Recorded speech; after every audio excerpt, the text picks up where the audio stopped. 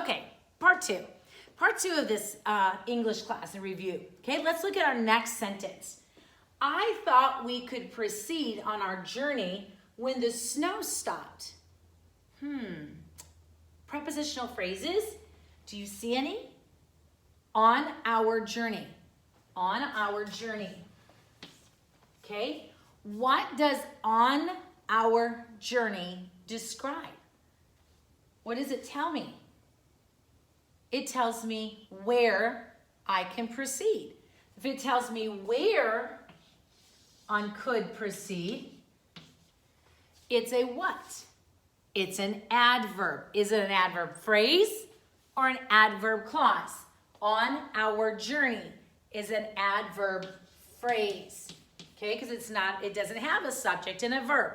A clause must have a subject and a verb. Let's look at the rest of our sentence. I thought we could proceed on our journey when the snow stopped. Now we know that we could. That's our subject and verb. Okay? When the snow stopped, what is that? Well, does it have a subject and a verb? Yes. So what is it? It's going to be a clause. And it's going to tell us when we can proceed, when the snow stopped. Look at the last one. Jumping and screaming, the girls ran into the house. Okay, first prepositional phrase is what? Into the house. Okay, any other prepositional phrases? No. What's my verb? Ran. Who or what ran? Girls. Which girls? The girls. So what is the? It's an adjective. Now, we know that the is an adjective because we learned 3 words that are always an adjective. They are a, and the. Those are always adjectives. What are the words that are always adverbs? Always adverbs are not, very, to, spelled T-O-O. Okay? And most commonly, adverbs end in L-Y. Jumping and screaming. Jumping and screaming are what? This could be a little tricky, okay? I want you to really think about it. Jumping and screaming they are participles that do what? I know that because they end in ing, but they're, okay, so these jumping and screaming are going to describe who? The girls. Jumping and screaming are participles that describe the girls. What kind of girls were they? They were jumping girls. They were screaming girls. My husband hates when the girls scream. Okay? Let's go back to our prepositional phrase now. Into the house. What does into the house tell us? It tells us where the girls ran, correct? If it tells us where they ran, it is, since it answers the question where, it's telling us ran where? Ran into the house. If it answers the question where, it is a what kind of phrase or clause? It's an adverb. Now the question is, into the house is an adverb phrase. I just gave you the answer. I was going to ask you, is it an adverb phrase or adverb clause? It is an adverb phrase. Okay? So the difference between a phrase and a clause. A phrase is just a group of words working together for one part of speech or one purpose.